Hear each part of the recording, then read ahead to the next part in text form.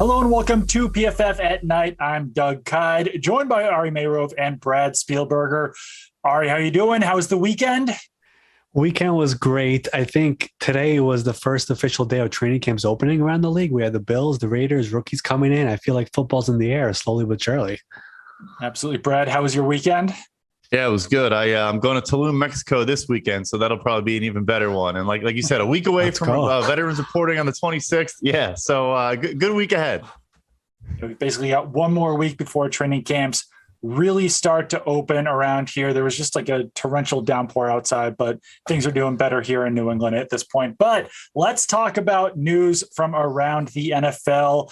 Late last week, Sean Payton was back in the news, the Miami Herald reporting that the Cowboys, Dolphins, and Chargers are among the teams that could draw Sean Payton's interest next offseason in a potential return to head coaching. And I think that we're all just prepping ourselves to hear about Sean Payton all year this year, that despite the fact that, he's going to be broadcasting, he'll be around anyway, just the fact that, any team that starts to struggle, you'll start to hear Sean Payton's name closely connected to them. Personally, it seems like to me, based on what we were hearing even months ago, the Cowboys are probably the most likely suitor for Sean Payton. But obviously that depends on how the Cowboys perform this season. I thought it was a little bit interesting that the Cowboys didn't exactly improve their roster that much this offseason. So maybe they do take a little bit of a downturn, and that could lead to Sean Payton heading to Dallas. But Ari, what was your thought on the report from Miami Herald about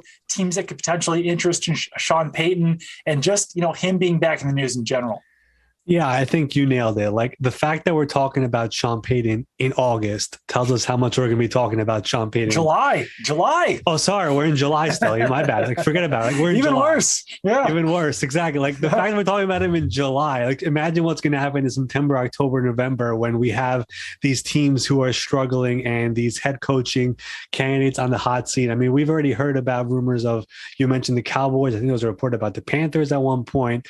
I know for a fact TV networks to not heavily pursue him because there's a strong belief he'll be back in coaching next season. And again, you can imagine if the Cowboys start off really slow, the amount of Sean Payton rumors that will be going on every single day on all the national networks will be off the rails. So really just any team that is performing below expectation, there will be rumors to Sean Payton. There's only one caveat that I think we have to mention is that the Saints still own his rights. And I've mentioned this on my show a few times. The Saints traded away their first-round pick next year, moved it into this year. I think could be a real chance they did that, knowing that Sean Payton could fetch them a first-round pick next year. They could recoup that pick. And for this year right now, they have two young players on cheap contracts. That's Trevor Penning and Chris Olave. So if there's going to be multiple teams looking to get Sean Payton, they could create a bidding war. They could possibly fetch a first-round pick for him, and they'll have a first-round pick next year, two young contracts now, and they'll have that first-round pick next year. So definitely keep an eye on for that. But Sean Payton's a topic right now in July. I'm sure we'll be talking much more about him as the months keep on rolling by. I think you could see a pretty clear path for Sean Payton heading to Carolina or Dallas based on, some of these reports. But Brad, the Chargers and the Dolphins are a little bit surprising. The Chargers in particular, because obviously Sean Payton and Tom Brady months ago were kind of tied into Miami. Then they hired Mike McDaniel, but the Chargers seem pretty set there with the head coach and Brandon Staley. How big of a surprise would it be to you if we were talking about Sean Payton as the Chargers head coach in 2023? I love the confidence that Sean Payton has deserved and earned, that he says, look, I'll go anywhere with great weather, with a phenomenal roster that can win right away. Yeah, I think any coach would want to go to those places. So, look, I will say this, Brandon Staley, who we really support here based on his decision-making, the downside to that is, look, the argument for making those fourth down decisions is over the long haul, you are going to add, win probability to your team. But let's say you have two bad seasons in a row where some of those decisions bite you, you lose a couple close games. If they miss the playoffs this year, even though it may not be Staley's fault, and he's actually a very good coach, maybe they do make that move. But the thing that I thought was funny was you mentioned the start for the Cowboys. They have the Buccaneers week 1 and the Bengals week 2. So by week 3 already, we'll probably be talking about, is Mike McCarthy on the hot seat? Is Sean Payton coming in here in the near future? You might see Sean Payton as the Cowboys head coach by week 3 there. It would be probably fetch an even better draft pick from the Saints. But let's talk about the biggest story, I guess, of the day, and that's that Madden rankings are starting to drop. And we got wide receivers and we got tight ends today.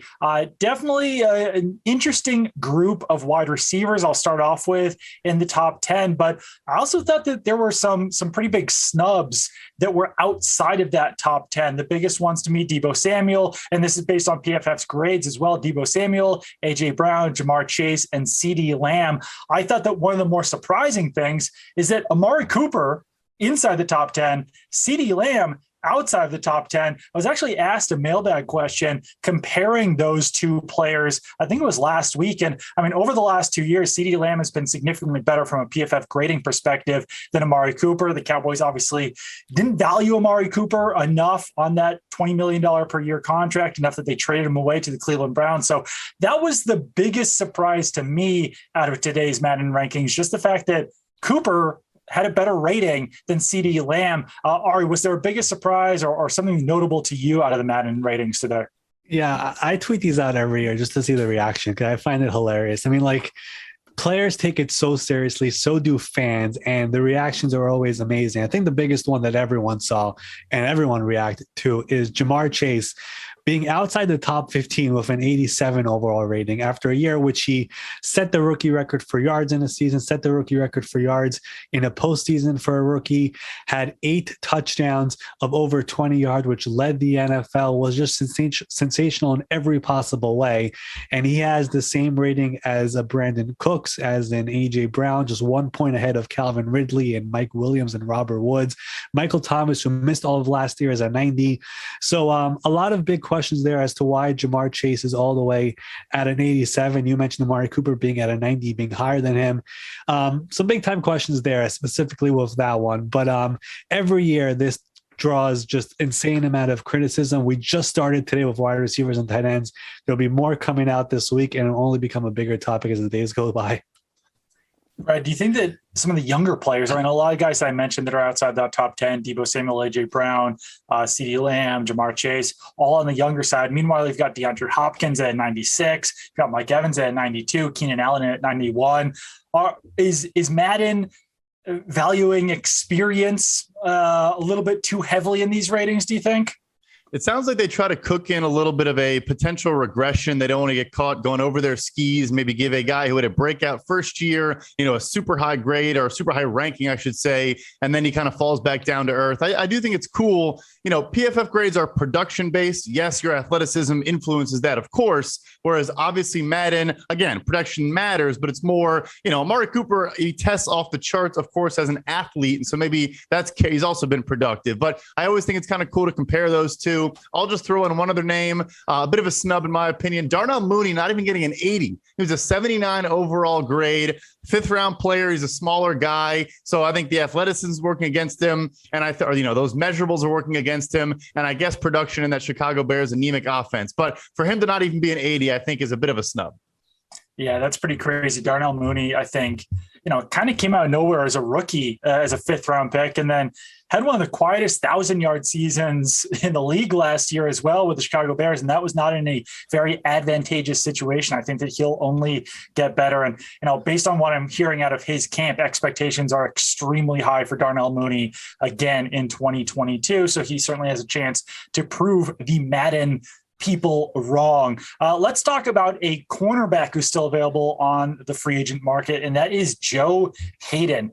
He's 33 years old, and Stephon Diggs of the Buffalo Bills gave the old eyeball emoji on Instagram, wants to get Joe Haden to the Buffalo Bills. And I think that there's some logic to it. The Buffalo Bills need some veteran cornerback help. Tre'Davious White coming off the torn ACL. Kaiir Elam, the rookie, currently probably slated to be a starter. We don't really know what the deal with Tre'Davious White is right now. The Bills are pretty much set at slot cornerback with Tron Johnson. But, I think that, yeah, you could probably use another veteran cornerback there in Buffalo.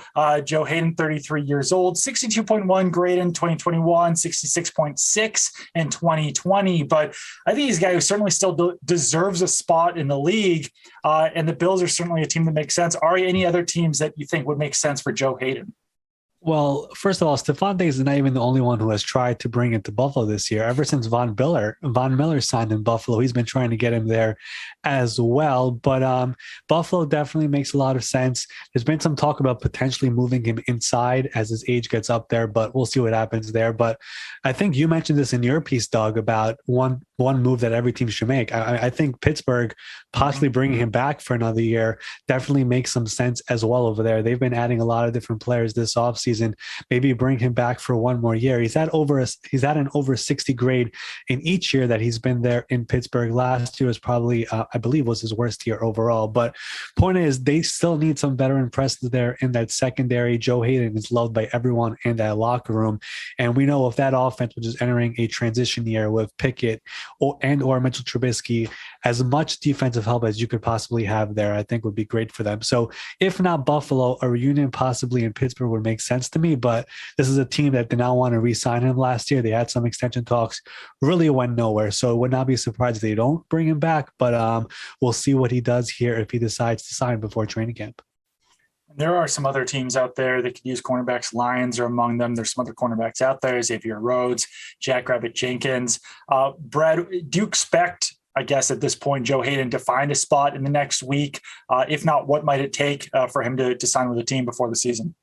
Yeah, I really do. And I think it's funny you mentioned going back to Pittsburgh. The Steelers added Levi Wallace from the Buffalo Bills this offseason. They both run kind of similar zone-heavy schemes on the back end. I think Haden would be a perfect fit in Buffalo. And we've probably all been asked this question on radio hits or whatnot is, what's your favorite roster? What's the best roster you think in the NFL? And look at ESPN, our rankings. The Bills are probably in the top three, if not number one in most people's rankings. I think the one spot you can point to is some question marks at outside cornerback with a young rookie in Kyrie Lim out of Florida. And of course, Tre'Davious White with the ACL injury. So I think he is a perfect fit for Buffalo. I would guess he's still looking for a decent deal, right? We've seen some older players in recent years that probably could play again, but they're not willing to sign some, veteran minimum contract, maybe a 1 year, $4 million deal, gets it done in Buffalo.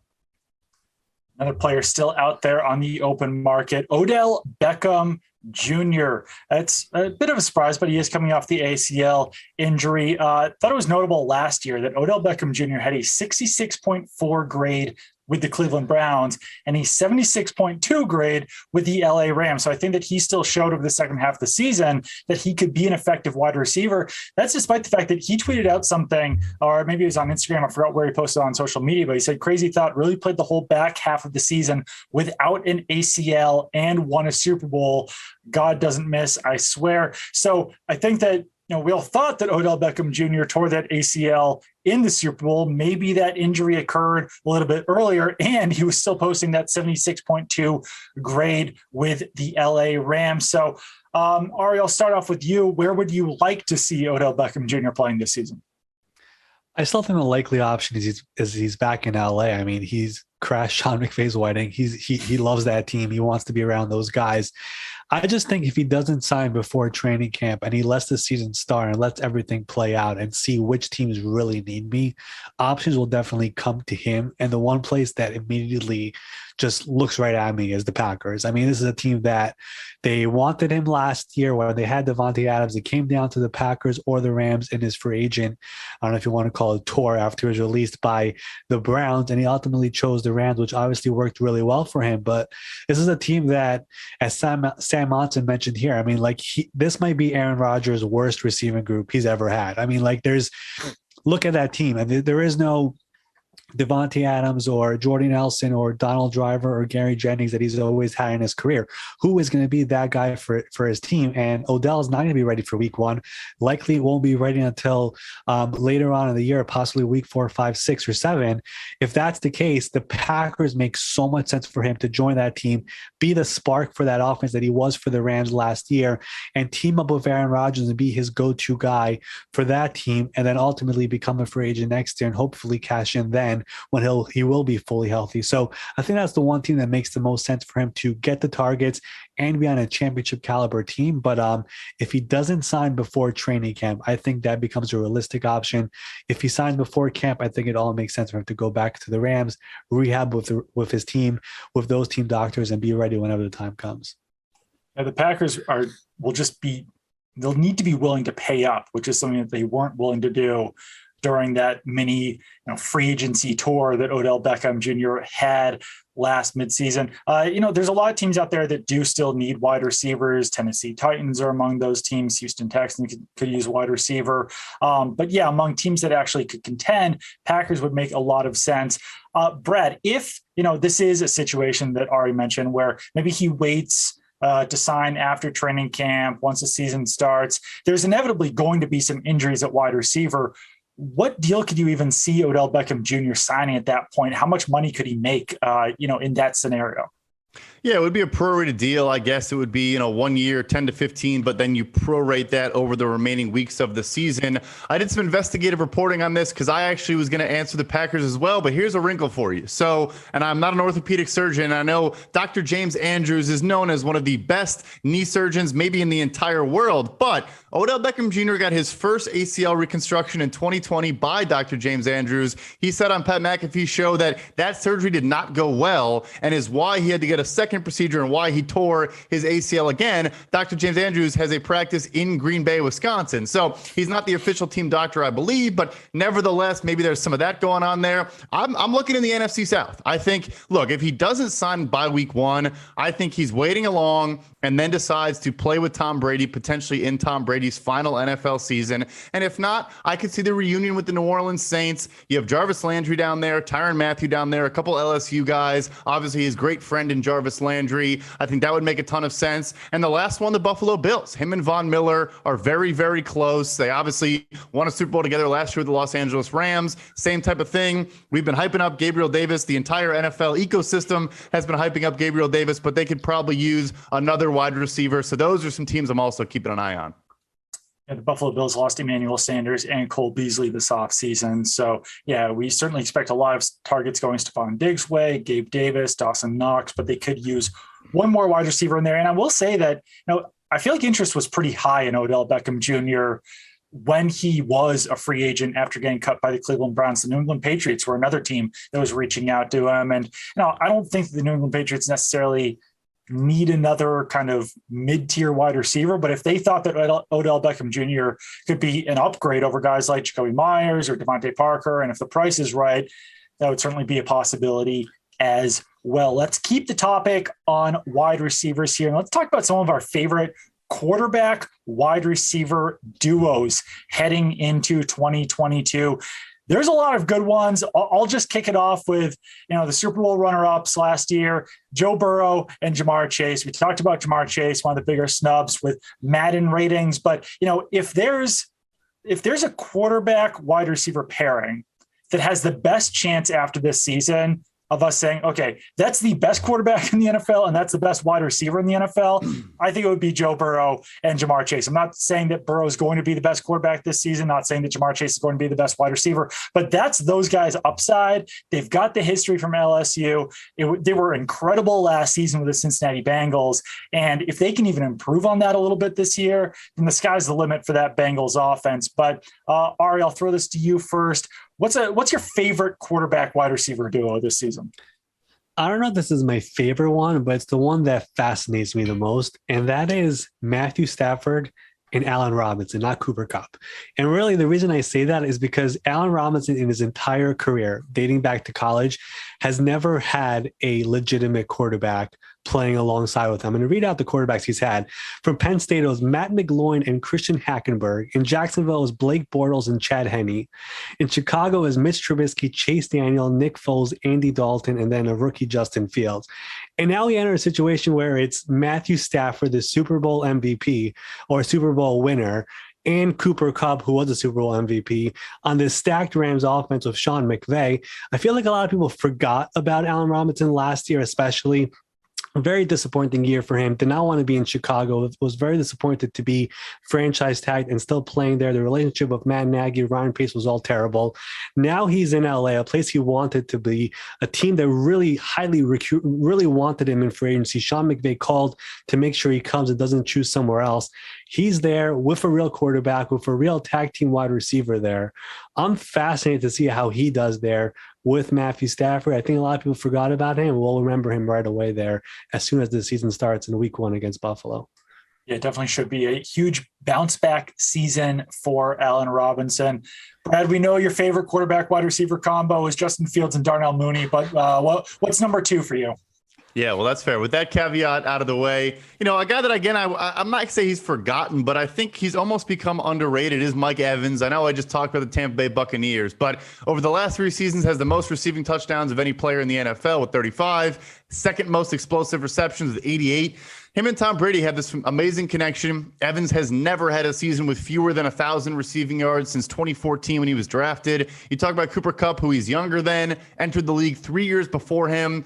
And I think he's just a guy that kind of flies under the radar because we're so used to this consistent high-level production. Maybe he hasn't had an explosive, 1,800, 2,000 receiving yard year, but so reliable, so consistent. And I think with the absence of Chris Godwin to start this season, most likely, yes, Russell Gage is a good wide receiver 3. No more Rob Gronkowski in there. I think he could be a guy he leans on early in the year and really puts up huge numbers to start the 2022 season. Few other QB wide receiver combos that are worth mentioning. I don't want Bills Mafia to be screaming at us in the comments. So certainly Josh Allen and Stephon Diggs up there. Obviously Derek Carr and Devontae Adams in Las Vegas, Dak Prescott and CeeDee Lamb in Dallas. And interesting one, we'll see if he winds up playing this season, but Deshaun Watson and Amari Cooper in Cleveland as well. There were some retirements announced over the last week or so. Offensive lineman Mitchell Schwartz and Richie Incognito, and defensive back Jason McCourty. All 3 of these guys played over 9,000 snaps during the PFF era since 2006. And Jason McCourty, I think has really become one of the more underrated players of his era. Started off his career as a cornerback, moved over to safety. I got to know him when he was playing in New England when I was covering the Patriots. Incredible guy, just like his twin brother, Devin McCourty. But Jason McCourty finishes out his NFL career with an 89.7 PFF grade. That is as solid as can be. Mitchell Schwartz, 85.7 PFF grade. Richie Incognito, 80.5 PFF grade. So Ari, what was your biggest reaction to these 3 guys hanging up the old cleats? Yeah, I mean, Mitchell Schwartz, definitely one of the most underappreciated offensive tackles during his era. I mean, we always make fun of the whole Pro Bowl system. This is a guy who was a 4-time All-Pro. Never made the Pro Bowl. That's that whole thing is a big waste of time. But a tremendous player, was a key player for them in that 2019 Super Bowl run. His entire postseason run there. I mean, what he did.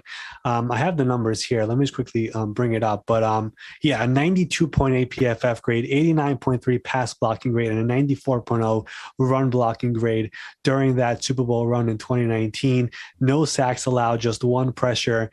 And then the next year, of course, he was injured. He missed that Super Bowl run, which they lost to Tampa Bay, and they, of course, greatly missed him. So a great career for him. You mentioned Jason McCourty. I'll just say one thing about Richie Incognito. The fact that after what he had in Miami with the Jonathan Martin thing, which I really don't think anybody expected him to be back in the NFL after all that happened, for him to go on and to have 4 Pro Bowls and then to become a really likable teammate around those locker rooms that he was in Buffalo and in Las Vegas. Like, a bunch of his teammates showed up to his retirement press conference. The way he turned around his career, I know he still had some bumps on the road, but the fact he was able to stick around and play for 13 years and make 4 Pro Bowls and really become a likable guy in locker rooms, it's quite the turnaround for him. So he deserves some kudos for that. Obviously, a lot of people look back to what happened in Miami and remember him for that. But the fact he was able to stick around for that long is quite impressive. Yeah, Richie Incognito, 39 years old. And he's one of the few players who was still playing last season that actually predated the PFF era, which we usually say is, 2006 till now. And Richie Incognito started off his NFL career in 2005. Brad, what was your biggest reaction to these 3 retirements? Yeah, all 3, great players. And I think it's always fascinating to see guys like Incognito and Andrew Whitworth that can play in their late 30s and even, age 40 for Whitworth in this last year's Super Bowl. It's just crazy because, we study these grades so much and look at how these players, progress over the course of their career. And a lot of guys fall, even very, very good players will fall off when they hit that 30-year plateau or 35 or whatever the case may be. And some guys just seem kind of immune to it. Also, this is kind of a pivot, a bit of a tangent, but Mitchell Schwartz's tackle partner and Eric Fisher, still a free agent. A left tackle, I want to say he's 32 years old, not super old for a left tackle, given how many, guys we've seen play into their late 30s. had the Achilles injury coming into last season. His grading the first couple of weeks was rough, and then he played really well to close out the year. I think it's interesting he's not signed, and I'll just throw this in. If Orlando Brown Jr. does not report for the training camp and maybe doesn't even report for week 1, does Kansas City call up their old pal, Eric Fisher, and see if he's interested in coming back to them? They did cut him, but maybe they can have a reunion there, and it kind of works out in everyone's favor.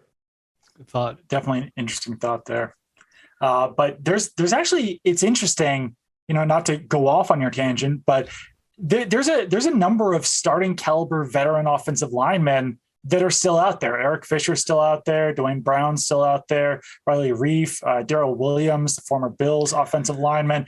I think that, if we do start to see some injuries, or like you mentioned, if Orlando Brown doesn't report, then maybe those are guys that could actually sign during training camp, early in the season, maybe get one of those post week 1 deals when their salaries are no longer guaranteed. But yeah, there's a lot of those guys that are still hanging out there, and you can't really find an obvious fit for any of them.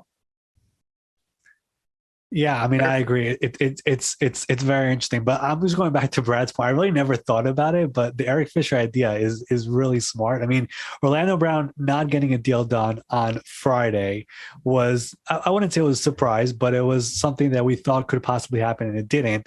He mentioned a month ago that he might not show up. I mean, he basically implied it. And I think the idea of Eric Fisher, really any of those guys you mentioned, Doug, possibly being added there just as an insurance policy and really as a threat to Orlando that, hey, we got somebody here. It makes some sense to me for sure. I just want to follow up on that point from Ari real quick with you, Brad. So for players who have not signed that franchise tag yet, that would be, Jesse Bates and Orlando Brown at this point. What's going to happen? What could happen with them into the 2022 season? Because I even saw a report, I think it was from Josina Anderson, that said that, Jesse Bates doesn't plan on reporting a training camp. I think she might have even said that he didn't plan to play, without a deal. So what happens to Jesse Bates at this point? Yeah, so those two guys that did not sign their tags can't be fined for missing any offseason activities. When they don't go to training camp, there's no penalty. For example, if Dalton Schultz or Mike Gesicki then tried to skip training camp, they would be subject to fines. Once the week starts, it's just like Le'Veon Bell back in the day, where each week the team gets a cash and cap credit for that, prorated 1 week of that full franchise tag salary. I do think both guys probably will show up eventually. What I think the thinking is here from both of them is, you can actually renegotiate some terms on that 1-year deal. You can't sign a multi-year extension after that July 15th deadline. But most importantly, I think what they'll try to do is secure a no tag provision for 2023 and say, if you give me that, then I'll show up, I'll play hard, I'll do whatever you ask of me, as long as you can't do this to me again the following offseason. Makes a lot of sense. All right, keep it on PFF.com for all the latest news analysis. Use PFF40 for 40% off annual PFF subscriptions. Follow Ari on Twitter at MySportsUpdate. Follow Brad on Twitter at PFF_Brad. Throw me a follow at Doug Kyed, as we mentioned off the top. Training camp right around the corner. So keep it here on PFF.com, and we will be back on Wednesday with another PFF at Night.